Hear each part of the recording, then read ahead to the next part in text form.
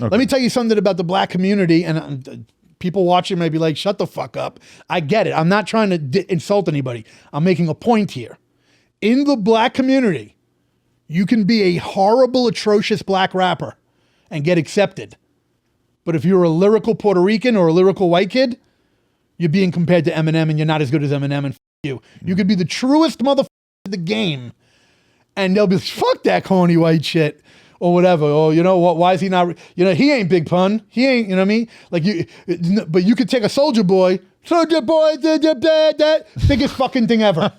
Yeah. You could have 1,000 terrible black rappers and here's what the black community says. Well, it's a black brother coming up in the game. But the optics were... Wait, let me finish.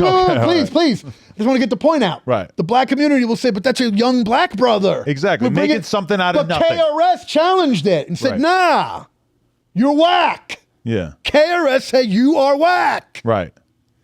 And people called KRS a hater. The optics optics are grumpy old man who's angry at the new kid who's just making something out the dirt. Why do you think nobody's doing it? I'm just saying that's what. And then KRS got at Nelly because Nelly had that song, I'm number one. Yeah. And KRS got insulted. He's like, oh, that's my shit. KRS-One ain't picking those fights anymore, though. Oh, of course he's not because he learned his lesson. Yeah. But at the time, he felt...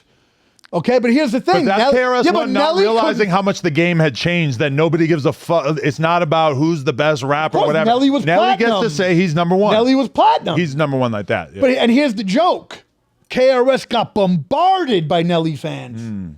So he's hearing his whole circle. He can't even hear the sound of his own fans anymore. Right. It's Nelly fans now. You fucking old fuck. You suck. When KRS is a god of hip hop. KRS is reading his Twitter mentions in 2009 like, what in the hell? Listen, I don't know him personally. We met him at Rock the Bells when I played Rock the Bells in 2010. I was on Rock the Bells. Remember the festival? Yeah. Okay, and we met KRS and he was mad cool. I called KRS I Am My Jewels, which were way iller than this. This is for sale to my fans. Okay. I sell this like in my store. Really? But there was a point where I had like $10,000 jewels. Yeah. And I'm at Rock the Bells and KRS is like grilling my jewels. And I felt good about that. I was like, oh shit, KRS the legend is checking my jewels out. You think he was trying to snatch your shit? Nah. There was only like 3 people that had dope jewels at Rock the Bells. Right. Raekwon, Busta, Necro, and Slick Rick. Right. Slick the Rick obviously shout out the illest jewelry ever. How do you think of the bad boy era in retrospect? We hated the bad boy era at the time, but even if we like Biggie. it now, because now you hear More Money, More Problems. It's like, woo, this is a sign of 1998. It was a great year, yada, yada. But at that time, it seemed like an existential threat to rap music, right? It was a little gay. Well, it was a little gay because it was on MTV. It had the colorful, shiny suits. Yeah, the shiny suits. And because you had like the hardest core lyricists, the Jadakisses and the Styles P were like, fuck that shit. We're marching around with signs. We're protesting the shiny suits. I remember that. Yeah. Listen, Mace was nice. Mace is a nice rapper because he originally is Killer.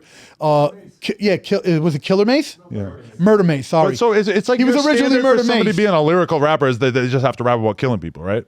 No, you don't like him once he got fly. I'm going to tell you why I did what I did. Yeah. Okay, because I realized that I was not going to be able to compete with Mobb Deep. I didn't have a deal. They were out. They were in every magazine.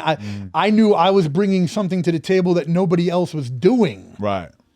Okay, people were doing horrorcore. Horrorcore is when you were kind of cheesy. The beats weren't boom bap. They weren't New York sounding. They didn't have the edge of like a Pete Rock, Large Professor, Premier, Marley Marl type Dre beat. They were like more like Casio beats, like, like corny horror. I didn't like that.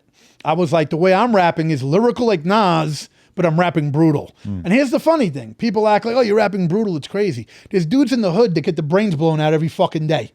That's not a gore scene? Yeah. It is. It's gore. It's on the floor. Little kids are seeing it. But you would take it worse than that. I mean, you'd be like, I'm stripping your intestines from your stomach. I wish I had like a lyric sheet of your worst lyrics right here. If the line calls for it. But remember, I'm also mixing it with the name of a horror director. Yeah. I might mention fucking, Phyllis Diller. I might talk about murdering people in the same line by mentioning Phyllis Diller's spine. It's all lyrical. Remember, we're incorporating culture. One thing that my crew would do that a lot of people didn't do was we would incorporate and mention a metal band or a metal album. So now anyone who's a metalhead catches that line. Oh, shit. I might mention H.G. Lewis who put out the first gore flick in 1960. So now the horror heads like do that. It's not just like, I'm going to kill you. You understand? It's not as simple as that. Right. It's lyricism. But yeah, we're throwing in intestines in there. Yeah. Because here's the reality. Every day in the police deal with the fucking morgue area and they're opening people up. It's called, what you want to say is you're rapping taboo subject matter. People don't want to Do you watch murders on YouTube? Or not on YouTube, but on the internet? I mean, it depends. I don't go out of my way. I know some people, like we've had sites in the past that are basically just like Colombian drug dealers getting their fucking faces cut off, and then it's some cartel dude saw that recently. lighting some bitch on fire, burning her hair off, fucking all the gnarliest shit ever. I'm one of the first dudes on my albums that I mentioned Faces of Death shit. Right. Remember the Faces of Death VHSs? Is there anything that you like about seeing that? Would that inspire you? Would you sit down and watch that shit before you go in the stew? It's not. It's not about that. No. It's not about me. No, I'm not Jeff Dahmer where I'm into getting turned on. I like art. I like creating hip hop that's brutal. Right. And I like the fact that when you hear it, you're going to hear something that you're not going to hear from another rapper. Right. Because if I was to do thug shit like every other dude from Queens did, we're just going to be behind Mobb Deep. Because everybody always said Mobb Deep was iller. Nas was iller. So you got a lot of these dudes that were good, but they didn't stand out. Right. Notice Necro in 2022, I'm the king of death rap. Right. I got my own shit. Nobody can challenge it. All right, people, we just hit 300,000 subscribers. You know we're trying to hit 400,000 subscribers. So that little red button, tap it, tap in. We appreciate y'all.